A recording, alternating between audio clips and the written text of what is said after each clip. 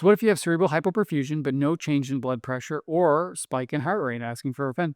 This is precisely Ocho's, dubbed by Dr. Peter Novak. Brilliant strategy.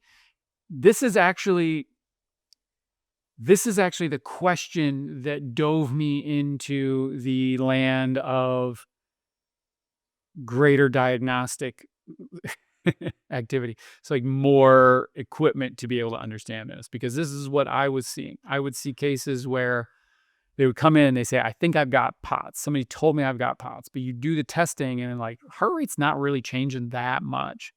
And blood pressure is not really moving, but I can see that you might pass out. And then when I do some tests and I look at like the way your eyes work, it doesn't work the same standing up as when it did laying down. And I can tell because you could do some math when you were laying down. You can't do it standing up, or like you were not able to feel your feet when I touched them when you're standing up, but then we lay back down again, it's normal, right? So we were seeing all these things where we weren't be able to pick it up with heart rate and blood pressure.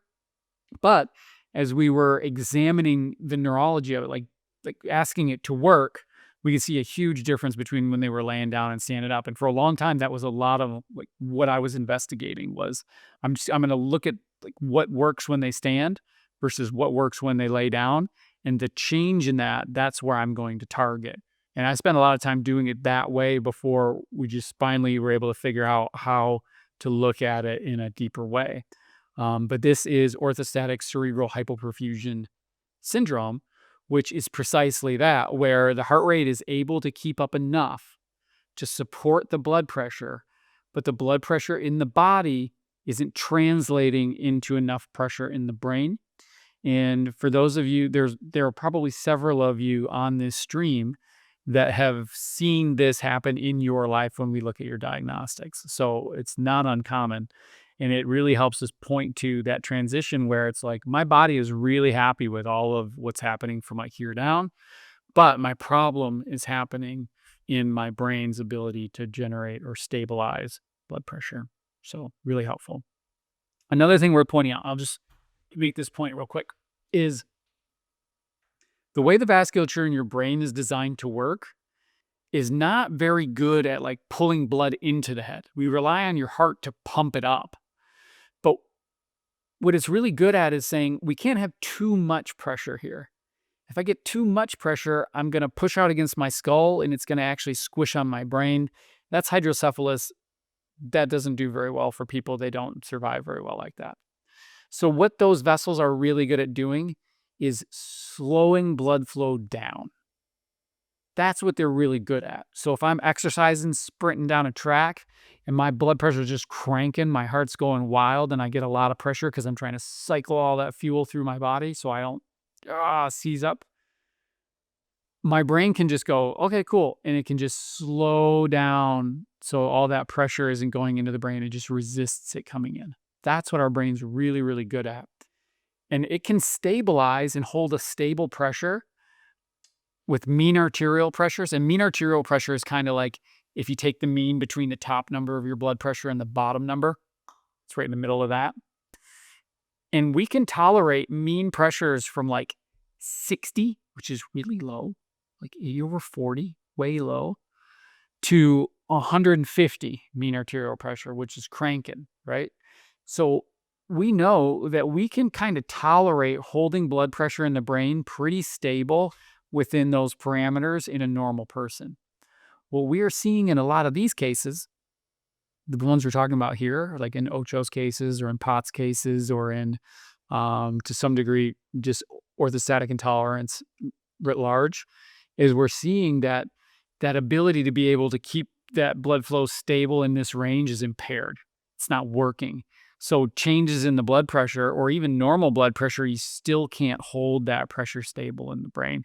And that is like this huge breakthrough in being able to understand how to help people in this range. Cool. So little aside there. That's my question that I wrote into myself. What do I think about a SPECT scan? Is it helpful with autonomic diagnoses? To some degree, it can be. PET scans, particularly, SPECT scans, if we're talking about brain, can be useful to some extent, but you're looking at higher order function and it still has to be corroborated against what you're seeing clinically. So you're still going to want to be able to examine it clinically and understand how those things relate. You're mostly getting a rendering that helps you look at oxygen uptake in an area, so you can see if some areas are relatively working more or less than others. Um, I mean, it wouldn't be like you wouldn't want to know, but it wouldn't be the first thing I would turn to specifically in an autonomic case. But they can be very useful. A lot of people around the country that use them.